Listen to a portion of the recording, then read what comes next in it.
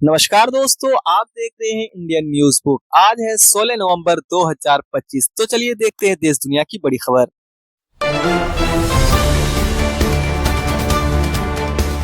पहली खबर बिहार से है दोस्तों। नीतीश कुमार 10वीं बार मुख्यमंत्री बनने की ओर। बिहार चुनाव में एनडीए की जीत के बाद नीतीश कुमार के 10वीं बार मुख्यमंत्री पद की शपथ लेने की संभावना। इसी के साथ बढ़ते अगली न्यूज की ओर। जम्मू कश्मीर में हादसा। श्रीनगर के नौगाम पुलिस स्टेशन में जब्त किए गए विस्फोटकों को संभालते समय हुए दुर्घटना ग्रस्त विस्फोटक में 9 लोगों की मौत और 32 घायल हो गए हैं। इसी के साथ बढ़ते हैं अगले न्यूज की ओर। रोहिणी आचार्य का राजनीतिक से संन्यास। बिहार चुनाव में आरजेडी के हार के बाद लालू प्रसाद की बेटी रोहिणी आचार्य ने राजनीतिक छोड़ने और अपने परिवार से संबंध विच्छेद करने की घोषणा की है। इसी के साथ बढ़ते हैं अगली न्यूज की ओर।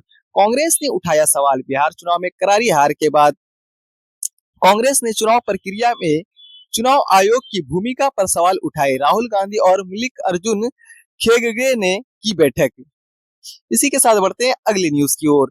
जेपीसी अध्यक्ष की नियुक्ति। अपराजिता सारंगी को संयुक्त संसदीय समिति का अध्यक्ष नियुक्त किया गया है। इसी के साथ बढ़ते हैं अगली न्यूज की ओर। डिजिटल ग्रामीण भारत मिशन। सरकार ने गाँवों में इंटरनेट कनेक्टिविटी, डिजिटल बैंकिंग और ई लॉगिन सेवाओं में सुधार पर केंद्रित डिजिटल ग्रामीण भारत मिशन 2025 का अनावरण किया है। इसी के साथ बढ़ते हैं अगली न्यूज की ओर। अरुणाचल में मोनोरेल। भारतीय सेना की गजराज कौर ने अरुणाचल प्रदेश में हाई एल्टीट्यूड मोनोरेल का किया विकास। इसी के साथ बढ़ते हैं अगली न्यूज की ओर। पाकिस्तान का 27वां संवैधानिक संशोधन। पाकिस्तान के राष्ट्रपति ने 27वें संवैधानिक संशोधन अधिनियम पर हस्ताक्षर किए, जो सैन्य प्रमुख को सर्वोच्च अधिकार प्रदान करते हैं। इसी के साथ बढ़ते हैं अगली न्यूज की ओर।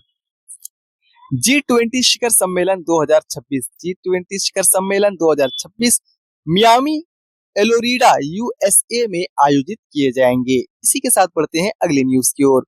शुभम गिल चोटिल। भारत बनाम दक्षिण अफ्रीका पहले टेस्ट मैच के दौरान गर्दन की चोट के कारण भारतीय कप्तान सुमन गिल शेष मैच से बाहर। इसी के साथ बढ़ते हैं अगली न्यूज की ओर। सालुमारदा थिम्था का निधन। कर्नाटक की पेड़ों की मां के नाम से मशहूर पर्यावरणवादी सालुमारदा थिम्कक्का का 113 वर्ष की आयु में निधन हो गया। इसी के साथ पढ़ते हैं अगली न्यूज की ओर।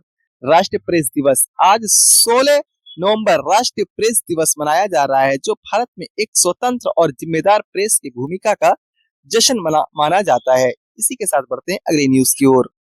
दिल्ली में AQI गंभीर। दिल्ली में वायु गुणवत्ता सूचांक अधिकांश स्टेशनों पर 500 के पार होने के कारण गंभीर श्रेणी में है।